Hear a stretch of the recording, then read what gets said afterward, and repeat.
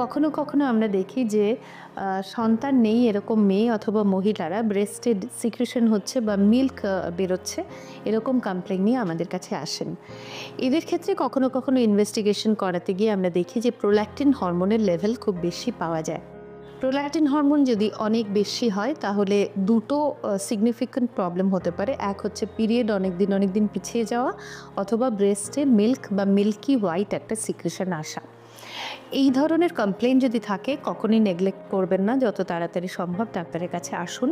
High prolactin level কখনো, কখনো ইনফার্টিলিটির সঙ্গেও অ্যাসোসিয়েটেড থাকে এবং এই মহিলাদের অনেকের ক্ষেত্রে আমরা দেখি থাইরয়েড হরমোন অর্থাৎ টিএসএইচও বেশি থাকে। তাদের প্রোল্যাক্টিনের চিকিৎসার সঙ্গে, সঙ্গে হাইপোথাইরয়েডিজম বলে একটা কন্ডিশন আছে তার চিকিৎসাও করতে হয়। এক্সেসিভ প্রোল্যাক্টিন সিক্রেশন হয় আরেকটা ক্লিনিক্যাল কন্ডিশনে যেটা হচ্ছে পিটুইটারি টিউমার এবং একমাত্র এমআরআই অথবা সিটি স্ক্যানের মাধ্যমে এই কন্ডিশনটি ডায়াগনোসিস করা সম্ভব। যদি সেরকম কিছু ডায়াগনোসিস হয় তাহলে কখনো কখনো চোখের ভিশনে প্রবলেম হয়, ডিপ্লোপিয়া অর্থাৎ ডাবল ভিশনও হতে পারে। সুতরাং এই হাই প্রোল্যাক্টিন লেভেলে অ্যাপার্ট ফ্রম ব্রেস্টে মিল্ক আসা তার সঙ্গে চোখ রিলেটেড সিমটমস, হেডেক এবং ব্রেন টিউমারও পাওয়া যেতে পারে। যদিও খুব কমন নয়, তাহলেও সম্ভাবনা উড়িয়ে দেওয়া যায় না।